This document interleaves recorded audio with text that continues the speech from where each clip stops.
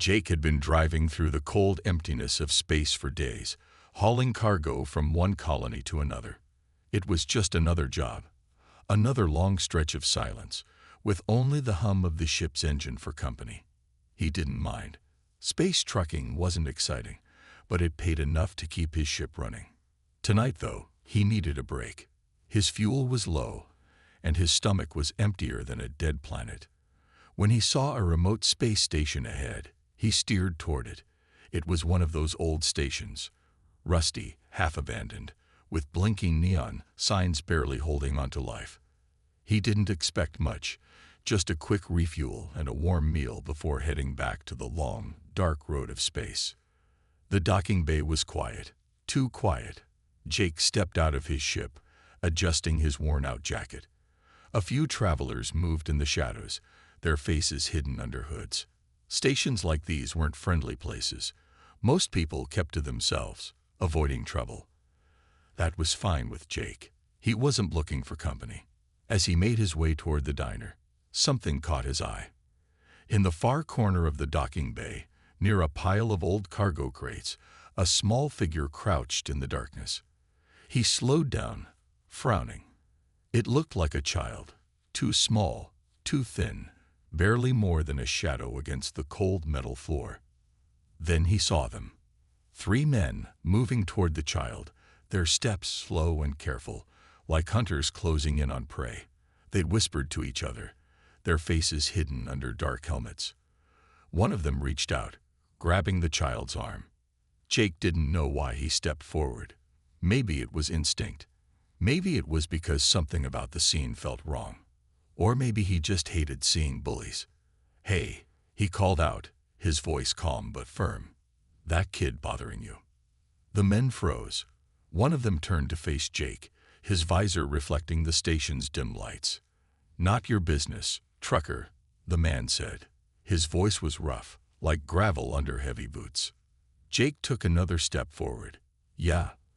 Looks like you're making it my business." The man let out a low chuckle. "Walk away. This ain't worth your time." Jake glanced at the child. Now that he was closer, he could see more details.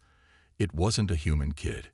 Her skin had a soft silver-blue glow, and her large, luminous eyes flickered between fear and determination. She was shaking, but she didn't run. "Let the kid go," Jake said, his voice steady. The second man scoffed. "You got no idea what she is, do you?" Jake didn't care. He wasn't in the mood for a fight, but he'd throw one if he had to. He cracked his knuckles, taking another step forward. "Try me." The men hesitated. They looked at each other, then at Jake, then back at the girl. Finally, the one holding her arm shoved her away. She stumbled but caught herself, staring at Jake with wide eyes. "Fine," the man muttered. "She's not worth the trouble." Without another word, the 3 men turned and disappeared into the shadows. Jake exhaled slowly, rolling his shoulders. He didn't know what he had just stepped into, but whatever it was over now. The girl didn't move. She just stood there, staring up at him with those glowing eyes. She was small, barely reaching his waist. Her short silver hair shimmered under the neon lights, and her delicate fingers trembled slightly at her sides. "You okay, kid?" Jake asked, scratching his chin. She nodded slowly. "You helped me." Her voice was soft, almost musical, but there was something strange about it, like an echo that didn't belong in the air. Jake shrugged. "Didn't like those guys. You shouldn't be wandering around places like this alone." She hesitated, then reached into a small pouch tied to her waist. A second later, she held out a handful of sparkling blue gems. They caught the light, shining like tiny frozen stars. "Payment," she said, "for saving me." Jake blinked. Those weren't just pretty rocks. They were rare, worth a fortune in the right markets, but he shook his head, waving a hand. "Keep it," he said. "I don't need payment." The girl looked confused. "But you helped me." Jake sighed. "Yeah, and I didn't do it for money." For a long moment, she didn't say anything. Then, very slowly, she closed her fingers around the gems and nodded. "I understand," she said. Jake wasn't sure she did, but he was too tired to explain. He turned away, heading toward the diner, already thinking about the meal he had been craving since morning. Behind him, the girl watched him go. Her glowing eyes didn't blink, and a strange, unreadable expression crossed her face. Then, quietly, she took a step forward. She had made a decision. Jake had refused her reward, but that didn't mean she wouldn't repay him in her own way. And soon, he would understand exactly what that meant. Jake finished his meal in silence, the warmth of the food spreading through his tired body. The diner was half empty, just a few scattered travelers hunched over their plates, lost in their own worlds. He liked it that way. No chatter, no trouble, just a quiet place to rest before hitting the road again. Outside, the station lights flickered, casting long shadows on the cold metal floors.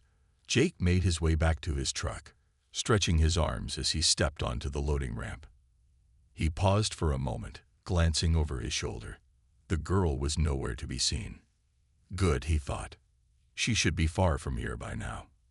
With a shrug, he entered his ship, closing the door behind him. The familiar hum of the engines greeted him, the soft glow of the control panels lighting up the cockpit. He settled into his seat, ran a quick system check, and set his coordinates for the next stop. Just another long, lonely drive through space. He exhaled, leaning back, but something felt off. The air felt heavier somehow, like the ship was carrying more weight than usual. The lights flickered, just for a second. Then, deep in the cargo bay, a quiet sound, too soft to be anything mechanical. Jake frowned. He wasn't alone. Moving slowly, he reached for the wrench he kept under his seat. He rose to his feet, his boots making soft thuds against the floor. The cargo bay was dim, the shadows stretching between the crates. Then he saw it, or rather, her. The small alien girl stood near the engine room, her glowing eyes staring at him, unblinking. Jake tightened his grip on the wrench. "You've got to be kidding me." She tilted her head slightly, her silver blue hair shifting with the movement. "I am not kidding." Jake exhaled sharply. "How the hell did you get in here?" "I walked." Jake rubbed his temples. "Through a locked ship?" She nodded, completely serious. "Right," he muttered. "Figures." He stepped forward, keeping his voice calm. "Listen, kid. You can't stay here. This ain't a rescue ship." She didn't move. "You refused my payment." Jake sighed. "We're not doing this again. You helped me," she insisted. "Now, I must help you." Jake stared at her, trying to figure out if she was joking. Her expression was unreadable. Too calm, too steady. She was serious. "You don't owe me anything," he said. She blinked, her glowing eyes flickering for a moment. Then she took a step forward, lifting her small hand. Before Jake could react, she pressed her palm against his chest. A sudden warmth spread through his body, sharp and electric, like a jolt of pure energy. His muscles tensed, his heartbeat quickened. For a moment, it felt like his whole body was on fire, not in pain, but in a strange, powerful way. Then, just as fast as it started, it stopped. Jake stumbled back, his breath heavy. "What the hell did you just do?" The girl lowered her hand. "I fixed you." Jake frowned. "Fixed me?" She nodded. "Your body was broken. It is better now." Jake hesitated. Now that he thought about it, something did feel different. The dull ache in his back, the one that had been there for years, was gone. The stiffness in his fingers, the lingering exhaustion, all of it, just vanished. He flexed his hands. His joints felt smoother, his reflexes sharper. "You healed me," he muttered. The girl nodded again, her glowing eyes studying him carefully. "That is my gift." Jake ran a hand through his hair, exhaling. "Kid, you can't just go around messing with people's bodies like that."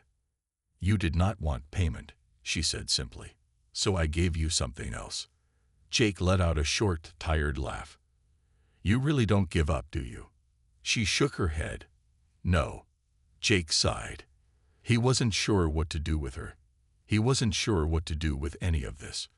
But before he could say another word, the ship's alarm suddenly blared through the cockpit. Jake turned sharply, his instincts kicking in. He rushed back to the control panel, eyes scanning the flashing red warnings. Incoming ships. Fast. Unidentified. Pirates. Jake muttered a curse under his breath. He flipped a few switches, bringing up the radar screen. The enemy ships were closing in fast. 3 of them, fully armed. This is bad, he said, gripping the controls. Behind him, the girl stepped closer. I can help. Jake shot her a look. Kid, no offense, but this is a space fight, not a magic trick. She didn't respond. Instead, she walked past him, her small hand reaching for the ship's main console. The moment she touched it, the entire ship hummed. The control panels glowed brighter. The engines roared to life with a power Jake had never felt before. The ship moved, not just fast, but impossibly fast, dodging the incoming attack before the enemy even fired. Jake's hands hovered over the controls, stunned. What did you just do? The girl turned to him, her glowing eyes calm. I made you faster.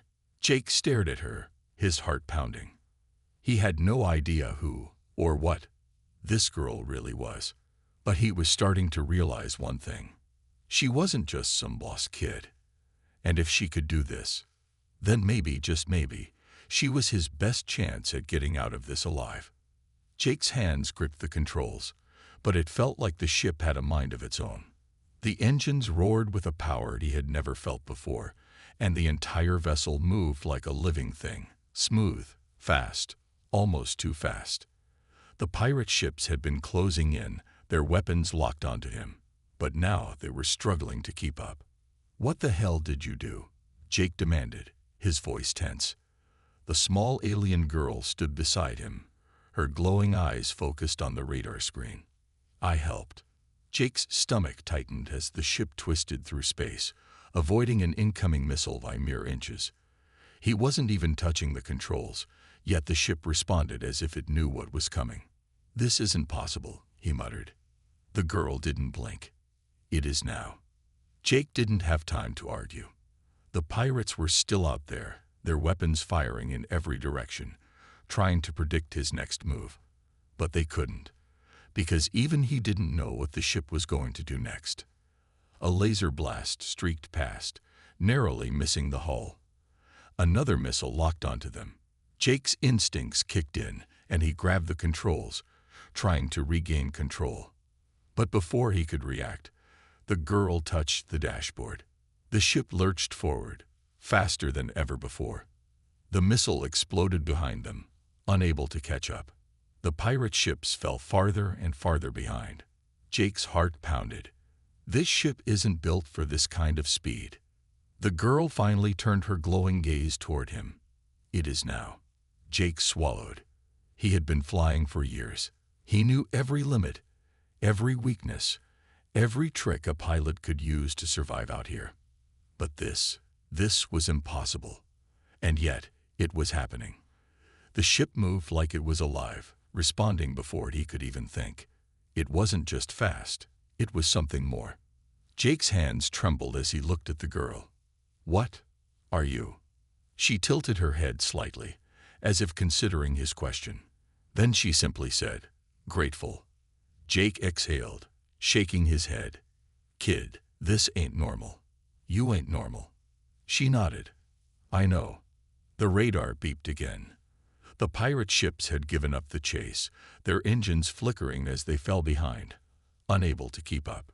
Within moments, they were nothing more than dots on the screen, left far behind in the cold darkness of space. Jake leaned back in his seat, his heart still racing. I don't believe this. The girl watched him. You are safe now. Jake let out a sharp laugh. Safe? Kid, I just outran 3 pirate ships in a cargo hauler that ain't supposed to go half that speed. That ain't safe. That's crazy. The girl didn't argue. She just sat down quietly on the floor, her small hands resting in her lap. Jake ran a hand through his hair, trying to make sense of what had just happened. He wasn't an idiot. This girl, whatever she was, had changed his ship. And she had changed him. His body still felt different. Stronger. Better. The aches and pains of years on the road were gone, replaced by something new. He clenched his fists, feeling the energy still lingering inside him. He looked at the girl again. You healed me. She nodded. Yes. You made my ship faster. Another nod. Yes. Jake narrowed his eyes. You could have done all that from the start, couldn't you? You didn't need my help back there. The girl hesitated for the first time. I did need help. Jake raised an eyebrow. From me. She looked up at him, her glowing blue eyes soft but serious. Yes. Jake didn't know what to say. He wasn't sure what was happening here, but one thing was clear. This girl was more than just a lost alien kid. And whatever she was, she had chosen him. The silence stretched between them. The hum of the engines was the only sound filling the cabin. Finally, Jake sighed and rubbed his face. All right, kid. You win. You want to stick around. Fine. But you follow my rules. Got it? She nodded, her silver blue hair shifting slightly. I understand. Jake gave her a long look. He had a feeling he had just stepped into something much bigger than he realized. And for the first time in a long time, he wasn't sure if he was in control anymore. Jake sat in his pilot's seat, staring at the girl. His heart had finally stopped racing, but his mind was still spinning. The ship was quiet now, humming along at a steady pace, as if nothing had happened. But something had happened. The girl, small, strange, and absolutely not normal, had changed everything. She had made his ship faster, his body stronger. And now, she was just sitting there, watching him with those glowing blue eyes, like none of it was a big deal. Jake exhaled sharply. All right, kid. You want to tell me what you are? The girl blinked. I told you. I am grateful. Jake groaned. That's not what I meant. And you know it. He leaned forward, rubbing his temples. People don't just do what you did, healing me. Fine. Maybe your kind has that kind of tech, but making my ship move like that. He shook his head. No way. That ain't normal. The girl tilted her head, thinking. Then she said, I changed it. Jake frowned. Yeah, I noticed. How? She hesitated. It is part of me. My kind, we do not build ships like yours. We become them. Jake froze. He stared at her. You're telling me. You merged with my ship. She nodded. A chill ran down his spine. Jake had seen plenty of weird things in space. But this was new. You're messing with me, he muttered. I am not, she said. Your ship was slow, weak. I made it better. It is still yours, but now it listens. Jake turned to the control panel, running his fingers over the switches. The ship did feel different. It didn't just move, it responded, almost like it was alive. He swallowed hard. Can you undo it? The girl frowned slightly. Do you wish me to? Jake hesitated. Did he?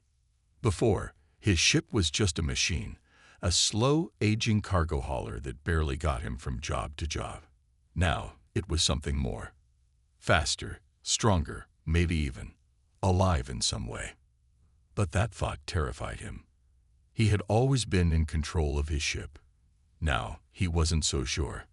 Forget it, he muttered. Too late now, anyway. The girl nodded and sat quietly. Jake leaned back in his chair, trying to process everything. All right, kid. Since you're sticking around, I need a name to call you. You got one? She hesitated again. Then, very softly, she said, Zeri. Jake raised an eyebrow. That your real name? She thought for a moment. It is. Close enough. Jake sighed. Fine. Zari it is. He glanced at her again. Now let's make one thing clear. I don't know what your game is, but I don't do partners. You can ride along until we reach the next station. But after that, you're on your own. Zeri didn't look upset. She just nodded. Understood. Jake wasn't sure if he believed her. He turned back to the controls, checking his coordinates. They were still a few hours from the next stop. Good. He needed time to think. But before he could settle in, the radar blared again. Jake's stomach dropped. "Oh, come on," he muttered, flipping a switch. A new signal had appeared. No, 2 signals. And they were big. Zeri leaned forward. More pirates. Jake shook his head. No. His jaw tightened. Worse. The screen flickered, and then the incoming ship's ID codes flashed across the monitor. It was a corporate security fleet. Jake swore under his breath. This is bad. Zeri tilted her head. Why? Jake clenched his fists. Because corporate security doesn't just chase down random truckers. If they're after me, that means someone reported you. Zeri's eyes darkened slightly. I see. Jake's mind raced. He had 2 options, run or fight. He had never been the type to pick fights. He wasn't a soldier, just a guy trying to make a living. But running, that wasn't so simple either. These weren't slow-moving pirates. These were warships. And they were coming straight for him. He turned to Zeri. You said you could make this ship faster, right? She nodded. Jake exhaled sharply, gripping the controls. Then prove it. The engines roared to life, and the chase was on. Jake's hands tightened on the controls as the ship lurched forward, engines roaring with power he still didn't fully understand. The security fleet was closing in fast, their sleek warships cutting through space like knives. Corporate security. The worst kind of trouble. Pirates. Pirates were simple. They wanted cargo, credits, or a fast kill. But corporate security. They had rules, protocols, but no mercy. If they were chasing him, it meant someone wanted Zori back. And they wouldn't stop until they got her. Jake's ship streaked through the void, faster than it had any right to be. The stars blurred, the engines humming with an energy that felt alive. Behind him, the security ships adjusted course, matching his movements. Too fast. They were adapting. Jake cursed. I don't suppose you've got another trick up your sleeve, kid. Zeri stood beside him, her small hands resting on the control panel. Her glowing eyes flickered.